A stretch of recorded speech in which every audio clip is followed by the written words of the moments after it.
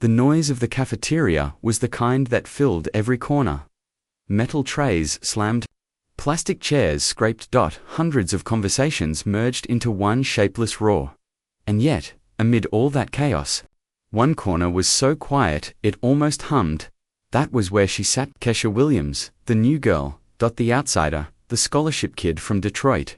She had been at Lincoln High for only 2 weeks, but that was all it took for whispers to start swirling. Some said she was too confident. Others said she thought she was better than everyone else. But the truth was simpler. She wasn't trying to be better. She was trying to survive. Kesha wasn't tall, nor did she dress to draw attention. Her hair was tied back neatly.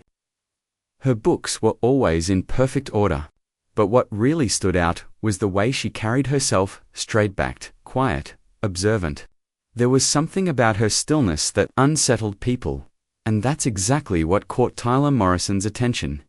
Tyler, captain of the wrestling team, son of the mayor, rich, popular, powerful, in all the wrong ways. He was used to people reacting when he entered a room.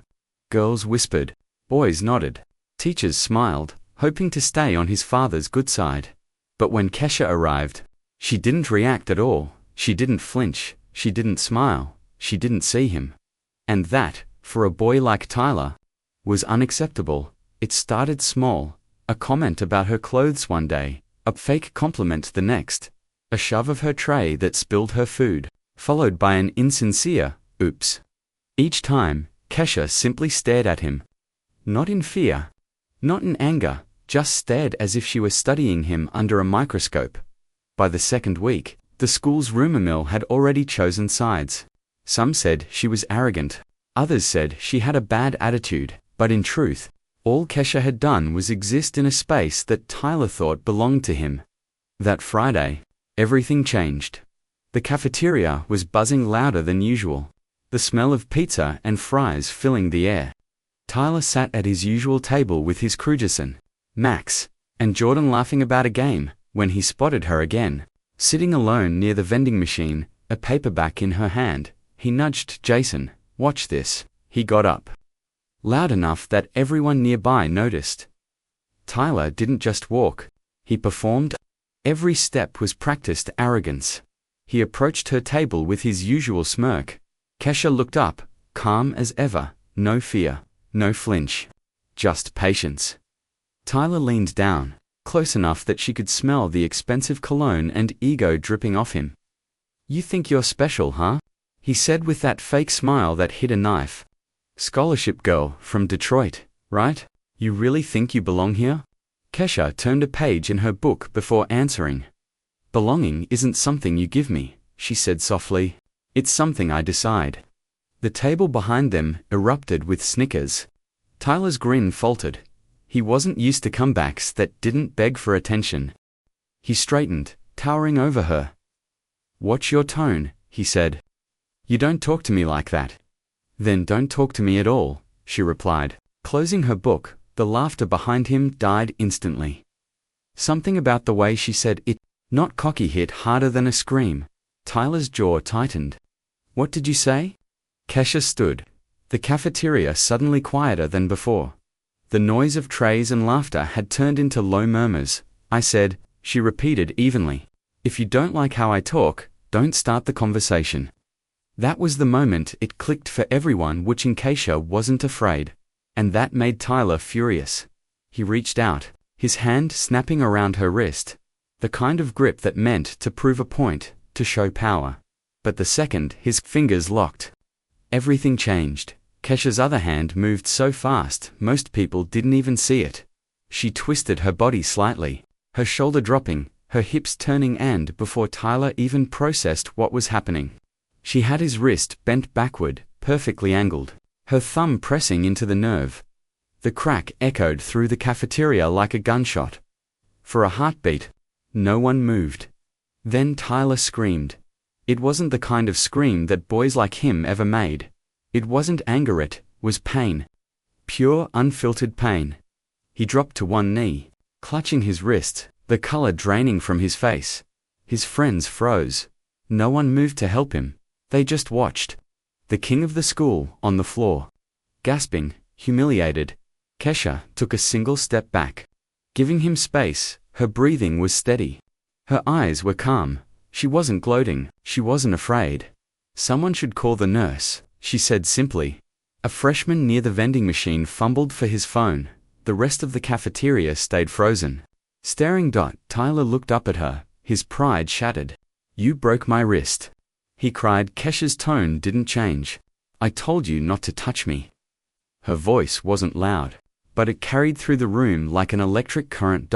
Every person heard it. Every person understood. And when she turned to leave, the sea of students parted instinctively. No one dared block her path. As she passed the doors, she glanced back only once. Tyler was still on the floor, surrounded by his friends, holding his arm. His eyes burned with humiliation. But hers were unreadable. There was no satisfaction, only certainty. That afternoon, Lincoln High had a new legend. The new girl from Detroit hadn't just defended herself, she had done it with surgical calm, as if she'd been waiting for this exact moment. But what no one knew was that Kesha hadn't come here looking for trouble. She had come to this school for something far bigger, something that would soon shake Lincoln High all over again. For now though, she walked home in silence, replaying the moment in her head, not with regret, not with pride, but with purpose. Grandma Dee's voice echoed faintly in her memory. "Baby, when the world tests you, don't fight to prove who you are. Fight to remind it you won't be broken." And as the autumn wind swept across the small suburban street, Kesha smiled just enough for the world to see. This wasn't the end of a fight, it was the beginning of one. Lincoln High woke up different. Not because the bricks changed color, not because the banners in the hallway said anything new, but because every student walked into school, carrying the same question behind their eyes. Did you see it? By first bell, the cafeteria video was a rumor with proof. There he was, Tyler Morrison, the untouchable, reaching for the new girl's wrist. There she was, Kesha Williams, moving like a sentence with no wasted words. There was the sound the whole school swore they felt in their bones. Snap. No one said good morning to anyone. They asked for links. Some watched the clip like a highlight reel. Some watched it like a sermon. A few couldn't watch at all because it was too familiar. The grab, the shove, the way laughter turns into a weapon. A bully's face is a mask that fits to many heads. Kesha didn't watch the video. She didn't need to. She lived it in real time. She brushed her teeth, packed her bag, wrapped her hair, and stepped out the door like nothing about her had changed, because nothing had. She wasn't a new version of herself. She was the same girl, with one less rumor trying to define her. On the bus, heads lifted, then ducked, a school of fish, startled by a shadow. A freshman slid aside wordlessly so she could take the aisle seat. She said thank you. He said nothing. His eyes said everything. At homeroom desks, scraped softer when she walked past. Jerks who'd once taken up 3 seats suddenly needed only one. A crew at the back that usually graded girls out loud found something urgent to read on their phones. Mr. Levin, who always started with attendance, cleared his throat twice before remembering his script. "Williams." "Here," Kesha answered, voice steady, eyes forward. That was the first lesson of the morning. Sometimes the most powerful answer is the ordinary one. Between periods, the hallways behaved like weather. Conversations scattered when she turned a corner, then floated back when she passed. A sophomore girl with a chipped nail design mouthed, "You okay?" Kesha nodded once and kept moving. She wasn't collecting pity. She wasn't collecting applause either. She was protecting her energy like lunch money. By second period, the adults had convened. They were very busy being careful. Principal Peterson sent a tidy email. Lincoln High is committed to the safety and dignity of every student. Any incident reported will be reviewed promptly.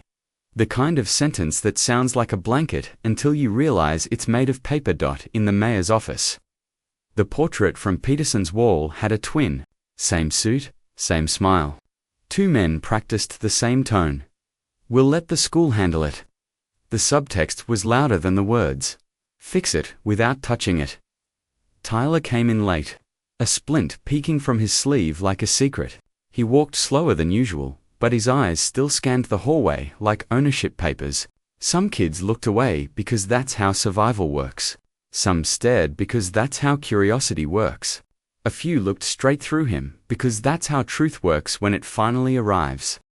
"Man, you're good," one of his boys said too loudly, the sound of loyalty trying to find its footing. "Yeah," Tyler answered, even though everybody knew yeah meant no. Pride can be a splint to third period civics. Mr. Ahmed stood at the front like a storm had passed through his lesson plan and rearranged the furniture. He wrote 2 words on the board: consent and context. "Since you're all amateur lawyers this week," he said with a half smile, "let's learn some law. Connecticut is a one-party consent state. If you're in the conversation, you can record the conversation." Chalk tapped twice. Context matters. Heads turned to Kesha without turning. Eyes drifted without moving. Tyler stared at his desk as if it could testify for him. Ahmed didn't say any names. He didn't need to. The heir did the roll call. Kesha took notes. Not because she needed to remember the statute. Because note-taking kept her hands busy, her breath even, her body language disciplined. Control isn't an accident. It's a practice. When the bell rang, a girl from the back, soft voice. Sleeves pulled over her hands caught up to Kesha. She swallowed the rest. "Thank you," she whispered finally, and rushed away like gratitude might get her in trouble. Locker break. Click, clack, slam. Kesha's door opened clean. Her books were exactly where she'd left them. No trash, no threats. Just a small post-it, pale yellow, stuck to the inside metal. "Loud girls don't last long." It was neat, tidy, anonymous. The kind of message that wanted to bruise without leaving a mark. Kesha peeled it off with a steady hand and folded it twice. Then twice more, until it was the size of something too small to scare anybody. She slid it into the front pocket of her binder labeled receipts. In the office, the principal's assistant, Ms. Flores, the one who remembered birthdays and kept a jar of peppermint candies, watched Kesha cross the lobby. "You need anything, honey?" she asked, tone casual but eyes alert. "No, ma'am," Kesha said. "I'm good." Flores nodded like she believed her and also like she didn't. "Come by any time," she added. Which is what you say when you can't fix a system but you can't hold a door. By lunch.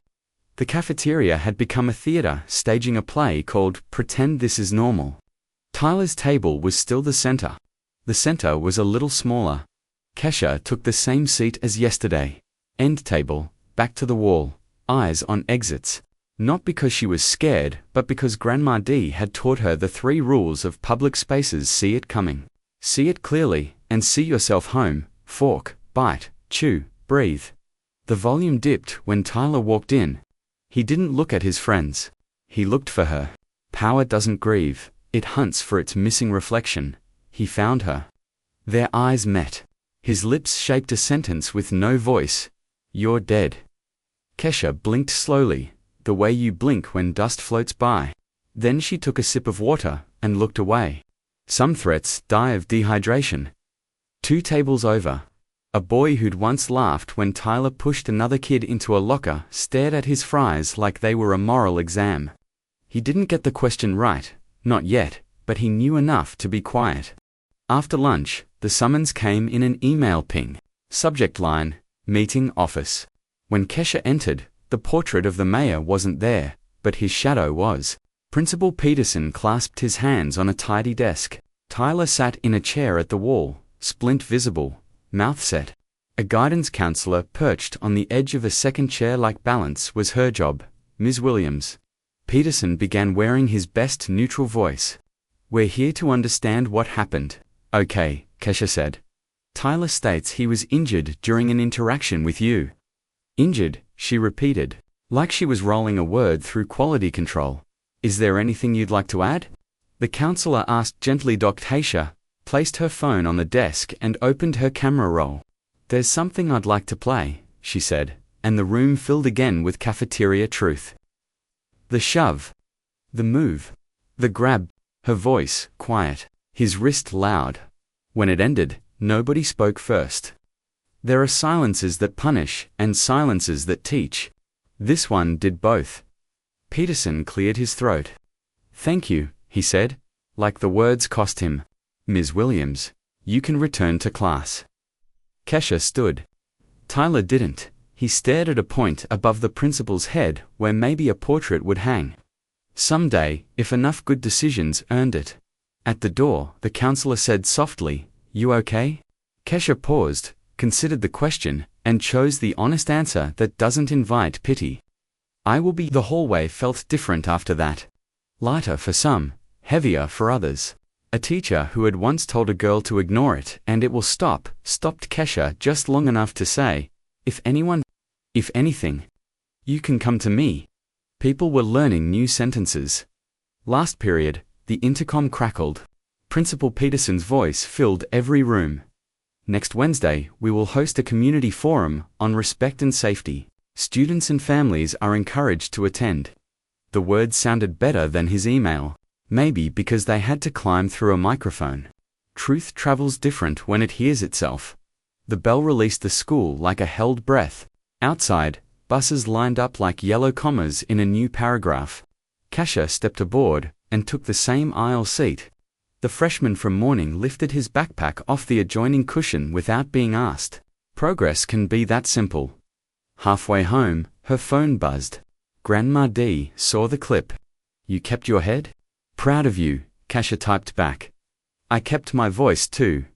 Grandma replied, 3 dots and a heart. She didn't waste words either. The bus rattled past quiet lawns and louder mailboxes. Inside Kesha's binder, the folded post-it pressed flat between pages that told a different story. Algebra problems, neat as sidewalks. English notes underlined in ink, the color of resolve. A to-do list that didn't include survive boys. When she stepped off at her stop, the sky had softened to early evening.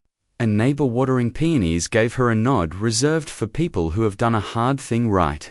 Kesha nodded back in her room. She set her bag down, plugged in her phone, and opened receipts. She typed, Day 10. Video reviewed by admin.postit, threat locker. Kept.counselors. 1 human students, some braver.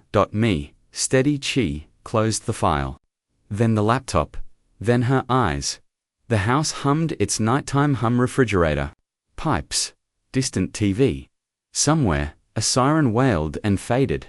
Silence returned, loud as a promise. Tomorrow would bring more whispers, maybe new lies dressed in old letters. It might bring apologies or excuses, sometimes the same thing. It might bring nothing at all, which is its own kind of relief. Whatever came, Kesha knew what she'd bring to meet it. A straight back, a steady breath, a voice she owned, and the reminder, Grandma. Deplanted in her years ago and watered whenever the world forgot you are not here to shrink. You are here to stand. By Monday morning, the air in Lincoln High felt heavier than the week before. Not storm heavy, rumor heavy. The kind that clings to your skin and whispers down the hallway before you even open your locker. No one talked openly about the fight anymore. They didn't have to. The whole school had seen it by now, some on phones under desks. Others through reposts on social media, cropped and slowed down. Captioned with phrases like "she broke the bully." Tyler's name trended locally that weekend for all the wrong reasons. But the moment that hit hardest wasn't the sound of his wrist cracking, it was the silence that followed, the sound of 100 teenagers realizing that untouchable had finally been touched. Now, every time Tyler walked through the halls, his splintered wrist was a louder reminder than any bell. He didn't smile anymore. He didn't shove lockers, or toss insults, or drape his arm around people who didn't want him there. He just walked, jaw tight, eyes fixed ahead, the ghost of his own reputation, and every time he looked up, someone looked away. Kesha, meanwhile, moved through those same halls like nothing had happened. She spoke softly when spoken to. She handed in her homework. She said good morning to teachers, but there was a stillness about her that people didn't understand, a kind of self-control that made them nervous. Her silence had weight now. Every nod, every glance, every step in second period homeroom Principal Peterson's voice came over the intercom. Students, a reminder that our anti-bullying forum will take place this Wednesday evening. Attendance is encouraged. The words were sterile, like someone reading a script for damage control. Kesha didn't flinch, didn't look up from her notebook. Tyler, sitting 3 rows away, didn't either, but the air between them was thick enough to hum. After class, a few of Tyler's friends leaned against the lockers, waiting. As Kesha walked past, one of them muttered, just loud enough for her to hear, "You think you're some hero? He didn't even hit you that hard." Kesha stopped, not to argue, not to explain. She simply looked at him, one slow, measured glance, and the hallway went quiet. There's a kind of silence that power brings, and for the first time in Lincoln High's history, it didn't belong to the bully. By lunchtime, the whispers had new fuel. Someone claimed Kesha had trained in martial arts, another said she was a military brat. Someone else swore she had anger issues. Everyone was talking about her. No one was talking to her, and that's exactly how Kesha preferred it. She sat at the same table, near the vending machine, eating in calm rhythm, every motion precise. Like she'd rehearsed, being unbothered. She didn't look up when the cafeteria doors swung open, but she didn't need to. She felt it, that shift in the air when someone powerful walks in, trying to feel relevant again. Tyler's shoes squeaked against the linoleum as he entered, his entourage orbiting him like they were still in the same solar system. But the light had changed. The confidence was gone. The whispers followed him now. He scanned the cafeteria, and his eyes locked on her. Shash didn't even blink. She reached into her bag, pulled out her phone, and tapped the screen. The meaning was clear. One touch, and every lie he tried to spread could vanish under the weight of the truth she carried in her camera roll. He turned away first. That afternoon, the intercom called them both to the office. The tone was polite. The timing was not. When Kesha stepped inside, Principal Peterson was already seated, his tie crooked from nerves. The portrait of the mayor on the wall stared down with a faint smirk, ironic, given whose son was sitting in the other chair. "Ms. Williams," Peterson began, "please, have a seat." She did, calm/hands folded in her lap, eyes steady. Across from her, Tyler sat stiffly, his wrist bandaged, his knee bouncing in impatience. The principal continued, voice too rehearsed. "I want to understand what happened in the cafeteria last week." Tyler has expressed concern. He hesitated on the last word, like it didn't belong there. Kesha tilted her head slightly. "Concern?" Peterson cleared his throat. "Yes, he's well. His account suggests the incident may have been an overreaction." Kesha didn't blink. "Would you like to see what actually happened?" Before Peterson could answer, she pulled out her phone, unlocked it, and tapped play. The room filled with the sounds of the cafeteria, chatter, laughter, the scrape of chairs. Came Tyler's voice. "You don't belong here." The shove, the grab. The crack. Then silence. When the clip ended, the only sound was the soft buzz of the fluorescent lights. Kesha locked her screen and set the phone face down on the desk. "This is the whole recording," she said evenly. "No edits. One angle. You can verify the times." Peterson leaned back, exhaling slowly. "Thank you, Ms. Williams." He turned toward Tyler, whose jaw clenched so hard his teeth squeaked. "Do you have anything to add?" Tyler's eyes burned. She made me look bad on purpose. She's crazy." That's enough," Peterson said sharply. The words cut him mid-sentence, the first time in years anyone at this school had told Tyler Morrison to stop talking. When Kesha left the office, her heart didn't race. She didn't feel triumphant. She didn't feel scared. She felt something deeper. Stillness. Because that's what truth does when it no longer has to fight. It settles. It breathes. As she walked through the hallway, the noise of the school swelled again. The slamming lockers, the laughter, the whispers. But for her, it all sounded distant, like static behind glass. She reached her locker and found a folded note taped to the metal door. No name. No handwriting she recognized. Just 2 words scrawled across the lined paper, "Watch your back." Kesha peeled it off, folded it carefully, and tucked it into her binder, labeled receipts. Then she closed her locker, smoothed her jacket, and kept walking. That was the thing about fear. People thought it could stop her. They hadn't realized she'd lived with worse and kept walking anyway at home that night. Grandma D called from Detroit. Her voice was warm, steady, familiar. "Baby, I saw what they're saying about you online. You okay?" Kesha smiled faintly. "I'm fine, Grandma. Just tired." "Tired means you're doing something right. Rest tonight. Tomorrow, stand taller." Kesha nodded, even though her grandma couldn't see her. "Yes, ma'am." After the call, she sat by her window, the streetlights painting quiet gold across her notebook. She flipped to a fresh page and wrote 3 sentences at the top. "Truth isn't loud, it doesn't shout, it just waits for silence." And as she closed her notebook, the wind outside pressed softly against the glass, like the world itself was listening now. Lincoln High looked exactly the same beige walls, same flickering fluorescent lights, but nothing about it felt the same anymore. Every step down those halls carried an echo of what had happened. The air buzzed with whispers that refused to die. Like static in a radio that never tuned out, Kesha Williams walked through that noise with her head held high. Backpack straight against her shoulders, posture precise as if balanced by invisible lines of discipline. She didn't look around. She didn't slow down, but she heard everything. The cafeteria fight had turned into legend. And legends invite enemies. Some students called her brave, some called her crazy.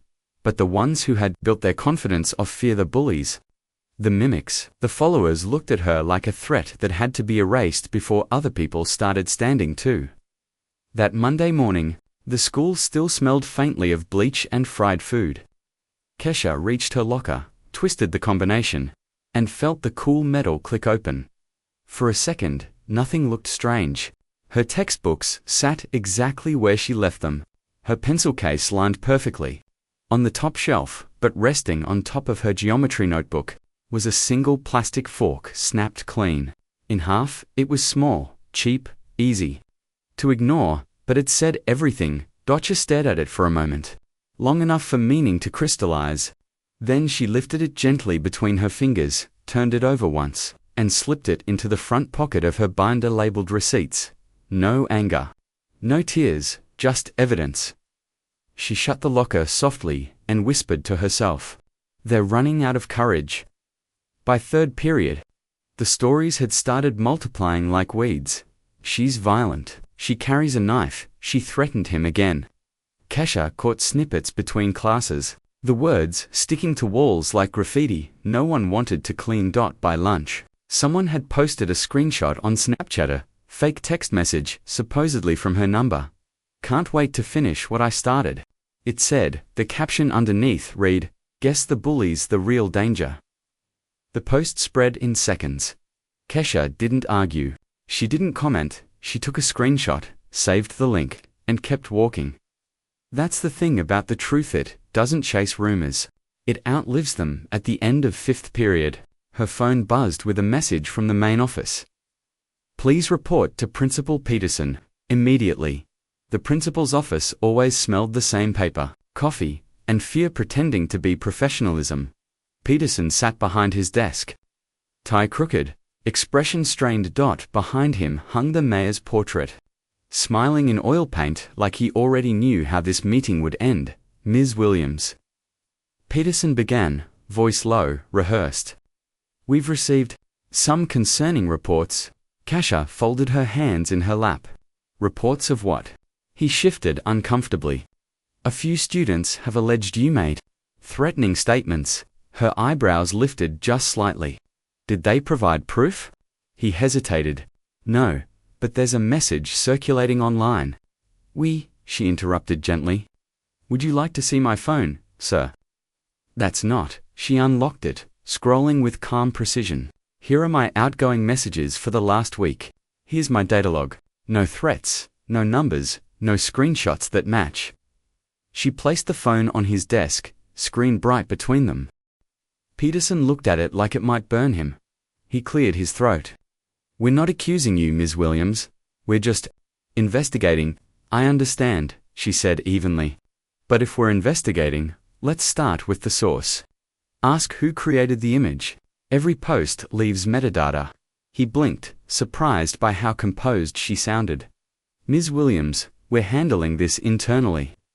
Kesha leaned forward just slightly. "Principal Peterson, I'm sure whoever started this believes they're safe behind a screen. But lies always leave fingerprints. The truth doesn't rush, it waits." The room fell silent. Even the air conditioner seemed to pause. After a few seconds, Peterson looked away. "You may return to class." Kesha rose smoothly. "Thank you for your time." At the door, she paused. "For what it's worth, I hope you find the courage to be on the right side of this." When she left, Peterson stared at the mayor's portrait longer than usual. It was hard to tell if he was seeking approval or forgiveness. In the hallway, a quiet voice stopped her. Kesha, a younger girl, maybe 15, stood clutching her books like armor. Her voice shook, but her eyes held something bright: gratitude. "I just wanted to say thank you," the girl whispered. "For what?" Kesha asked. "For making him stop. He used to," her words faltered. Then she swallowed hard. "You did what nobody else could." Before Kesha could respond, the girl hurried away, vanishing into the crowd. Kesha stood still for a moment, the hallway moving around her, like a river around a stone. It wasn't praise that filled her chest, it was clarity. Every action had witnesses she couldn't see. Every stand inspired another to try. That night, her bedroom glowed with the soft blue light of her laptop. Her receipts binder lay open beside its every page dated, organized, labeled. The broken fork sat sealed inside a clear sandwich bag. Below it, she added a new line to her notes. Day 15. Retaliation attempt documented. Evidence stored. False text circulating. She took a photo of the page for backup, then closed the binder carefully, like sealing a truth that would one day matter. Leaning back, she stared at the ceiling, letting the hum of the refrigerator downstairs blend with the distant sound of a barking dog. The world felt heavy, but not unbearable. Grandma D's voice drifted up from memory. "Baby. People who lose control don't disappear, they just change tactics. Don't chase them. Let them wear themselves out." Kesha smiled faintly. "I'm letting them run," she whispered. Across town, Tyler sat in his room, phone lighting up his face.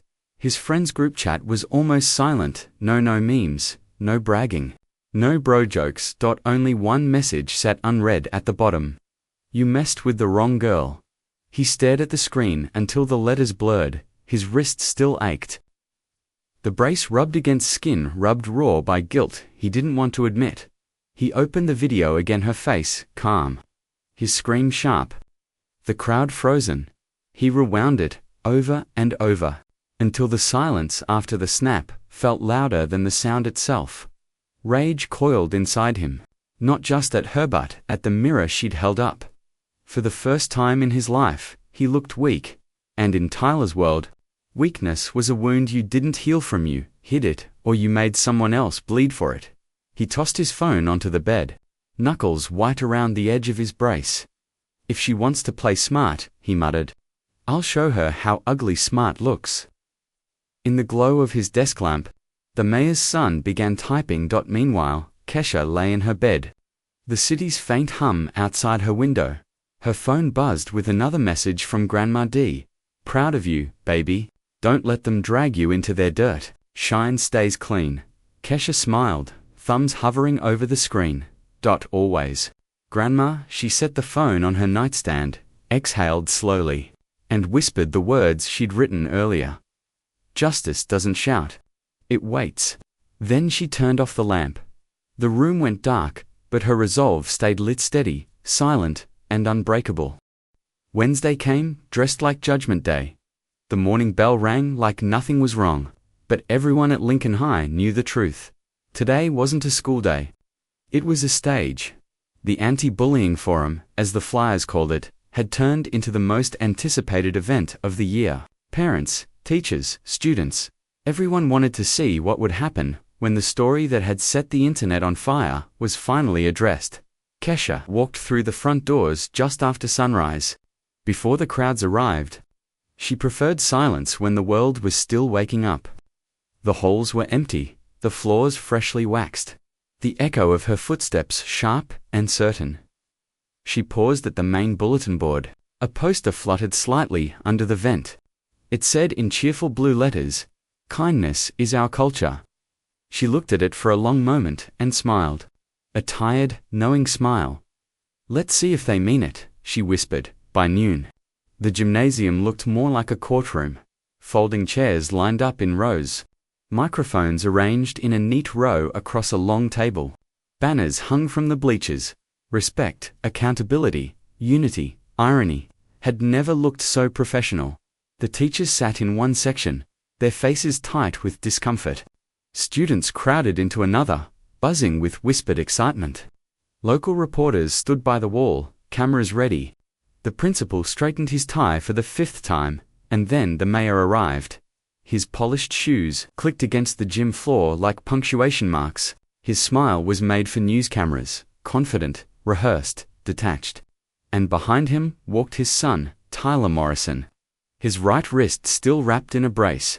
Whispers rippled through the students like a gust of wind. Kesha watched from her seat in the back row. She didn't react. The truth doesn't flinch when lies walk in wearing suits. Principal Peterson stepped to the microphone first. "Good afternoon, students, faculty, and parents," he began, voice trembling slightly. "We are here to listen, to learn, and to rebuild trust within our community." The words were neat, safe, sanitized. He talked about shared values and communication, all the things that sound right and mean little. Then he gestured toward the mayor's table. "The Morrison family has asked to speak briefly." The mayor stood. His presence filled the room like a storm cloud made of charm. "Thank you, Principal Peterson," he said smoothly. "As a parent, I care deeply about the safety of our students. What happened last week was unfortunate, a misunderstanding that spiraled out of control." He paused just long enough for sympathy to simmer. "My son, Tyler, has always been a good student, a good athlete, and a good young man. He regrets the incident deeply." He turned toward Tyler's son. Tyler stood, face pale under the gym lights. He shifted awkwardly, his voice low. "What happened was blown out of proportion. I never meant for things to get physical. I was just trying to talk to her," a few students muttered. Others shook their heads. Kesha stayed still, her hands folded in her lap. Tyler continued, "I've been painted as some kind of monster. I made a mistake," but he hesitated, eyes flicking toward her. "Some people here made it worse." He sat down, and his father gave him a reassuring pat on the back. Applause came scattered, hesitant, confused. Then Mr. Ahmed, the civics teacher, stepped forward. His calm voice cut through the noise like a scalpel. "May I?" he asked. Her eyes shifted toward the teachers' section. "I've been told this was an unfortunate misunderstanding. But if I didn't have proof, it would have been my word against his. And we all know whose word usually wins." The gym was dead silent now. Every face was listening. Even the mayor's fake smile had slipped. Kesha glanced toward the students, her tone softening. "I'm not here to get even. I'm here to make sure the next girl doesn't have to be brave just to eat lunch." She stepped back from the mic, ready to return to her seat. But then she stopped, her voice quiet but clear. "If we really want to change something, we need to stop teaching people how to stay silent and start teaching others how to listen." She turned to leave, her back straight, her steps slow. The silence that followed wasn't empty. It was full of shame, full of reflection, full of something raw and new. Then, someone started clapping. It was small at first, one sound in the back row. Then another joined, and another. Soon the sound spread, growing louder, rolling through the gym like thunder disguised as hope. Even some teachers stood. Even a few reporters forgot to take notes. Tyler stared at his shoes. The mayor shifted uncomfortably, his hand frozen mid-applause. Principal Peterson stood behind the microphone, unsure whether to speak or stay silent, and for once, silence seemed like the right choice. That night, the local paper posted an article titled, "Student's Powerful Speech Turns Anti-Bullying Forum into Moment of Reckoning." The headline, spread across social media, clips of Kesha's words filled timelines and inboxes, but she didn't read the comments. She didn't check her notifications. She closed her laptop and went to bed early. Grandma D called right before she slept. "Baby," she said, her voice soft with pride, "you spoke without shouting. That's power the world can't ignore." Kesha smiled into the phone. "Thank you, Grandma." Remember, her grandmother said, loud people get attention, but calm people get heard. Kesha nodded, her heart quiet but strong. "I'm learning that." She hung up, turned off the light, and whispered into the darkness, not a prayer, not a wish, but a promise. They'll remember this silence. The next morning, Lincoln High was different again, quieter, humbler. Like the school itself had been holding its breath. The gymnasium still smelled faintly of floor polish and echoes. The posters that had once preached kindness is our culture now looked less like decoration and more like apologies. And somewhere between first bell and first period, the story of what happened at the forum had already escaped the building. Clips of Kesha's speech had flooded social media overnight. Her calm voice, her poised words, the weight behind every sentence, it spread like wildfire. Not because she shouted, not because she accused, but because she spoke in the one language that silences power, truth. That morning, Kesha walked through the main hall with the same deliberate grace as always, but the air around her was different. Students who had once whispered behind her back now stepped aside when she passed. Some nodded respectfully, others just stared, unsure whether to say hello or apologize. A few brave ones smiled. A small girl, the same sophomore who had thanked her in secret weeks ago, placed a folded note in her locker vent as she walked by. It read, "You didn't just speak for yourself. You spoke for all of us." Kesha tucked the note into her binder labeled receipts, not as evidence this time, but as a reminder, proof that her voice had done something no viral post could. It made people feel seen. Tyler, on the other hand, wasn't walking anywhere. He sat alone in the wrestling room, the thick mats beneath him smelling faintly of sweat and regret. His teammates had stopped showing up early. The locker room banter that once made him feel invincible now sounded hollow. Even the echoes didn't come back anymore. He stared at his reflection in the mirrored wall. At the wrist brace, still strapped tight. At the bruised pride that no bandage could hide. The boy who had once thought fear made him respected, now realized fear just made him lonely. He tried to tell himself he didn't care. That she was the problem. That everyone would forget, but they hadn't. And he knew why. Kesha hadn't humiliated him. She had exposed him, and the worst part, she did it without raising her voice. By lunch, the rumors had flipped, not the wild kind that twists truth into chaos. The kind that restore balance. Did you hear what she said at the forum? She didn't even yell. She told the truth in front of the mayor. Someone had clipped her final line, "Stop teaching people to stay silent and start teaching others to listen," and posted it with soft piano music underneath. Within hours, it had been shared across town. Parents were emailing the principal. Teachers were whispering in staff meetings. For the first time, silence wasn't the norm, it was the problem. That afternoon, Principal Peterson called Kesha to his office again, but this time there was no portrait of the mayor staring over his shoulder. It had been quietly removed.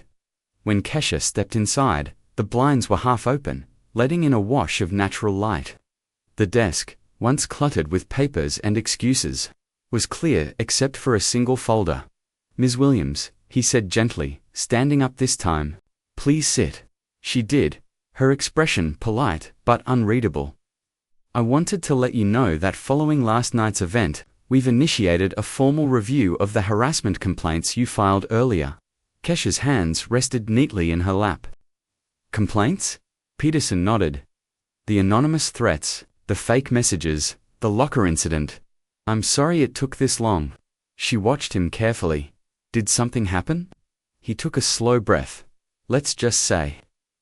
Your speech made people start talking. For the first time in weeks, he looked human, not cautious, not performative, just human. We interviewed several students this morning, he continued.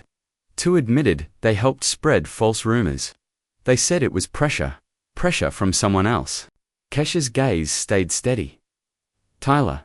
Peterson nodded. We'll be handling disciplinary action accordingly. He's been suspended from the wrestling team and removed as captain.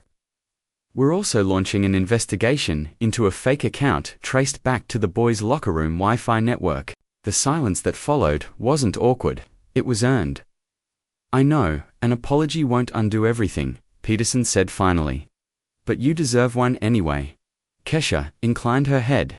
Thank you, sir. I didn't come here to make trouble. I just didn't want to be broken for someone else's comfort. He smiled faintly. And you weren't. When she left the office, the sunlight through the windows felt warmer than usual. A few students in the hallway gave her small nods, not pity, not praise, just acknowledgement. Respect, in its purest form, in the cafeteria. Someone had replaced one of the old banners with a hand-painted sign made by students. Your voice matters. Kesha stared at it for a long time. It wasn't neat, it wasn't perfect, but it was real. She found a quiet table in the corner and unpacked her lunch. As she sat down, a few students she barely knew joined her cautiously. Silently, setting their trays nearby. No introductions, no big gestures, just presence. And that, she realized, was how change begins. Not with noise, with choice. Across campus, Tyler stood outside the principal's office, holding a letter he didn't want to read. His suspension notice. The hallway was empty, except for the distant hum of the air vents. He looked down at the paper, the weight of it sinking into his stomach. Then he noticed Kesha, walking past at the other end of the hall. She didn't look at him, didn't slow down, didn't need to. He lowered his eyes and whispered to himself, I'm sorry. The sound didn't travel. But maybe that wasn't the point.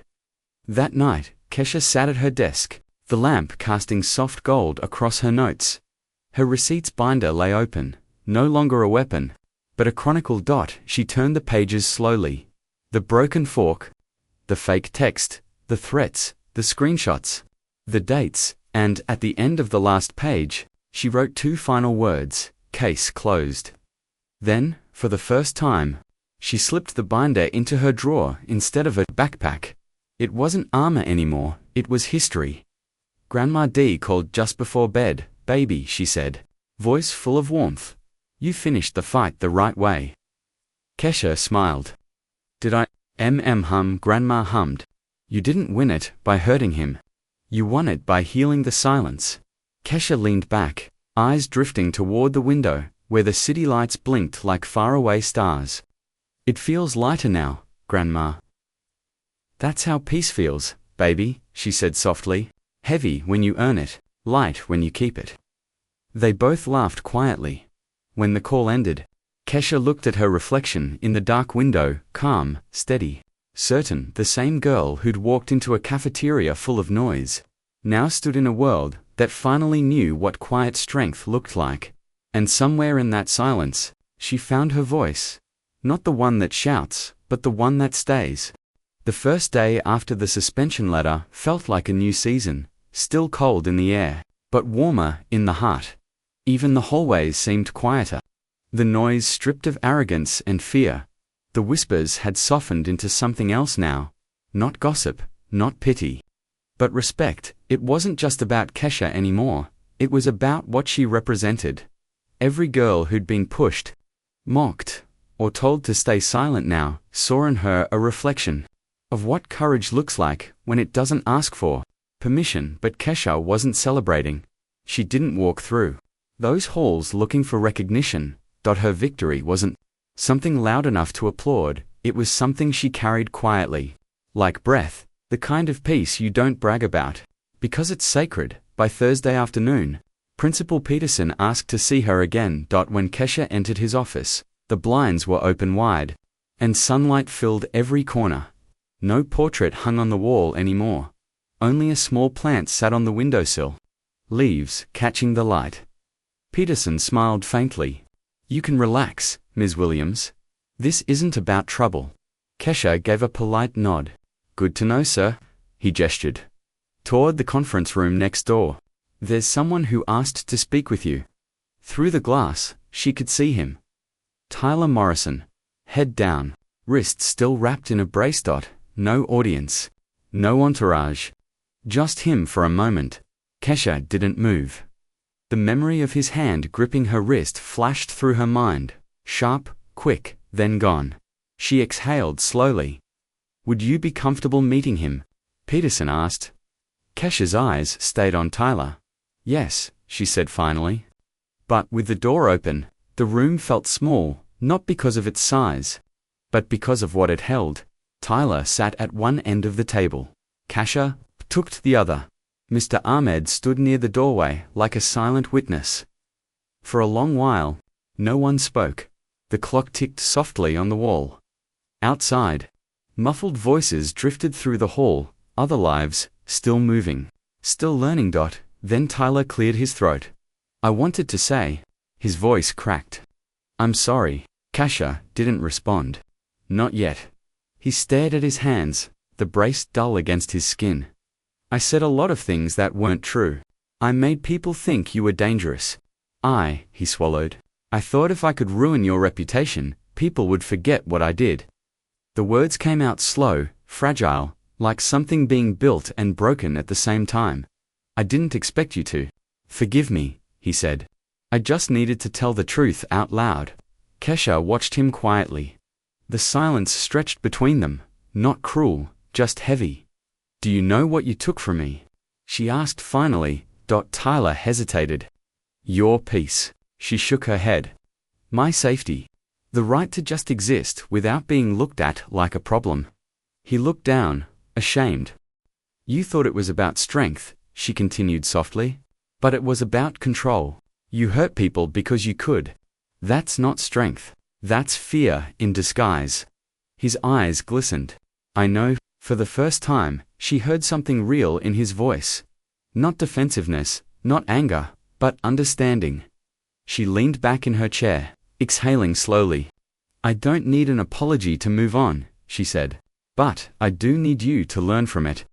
Not just for me, for whoever you would have hurt next." Tyler nodded, his face wet now. "I will."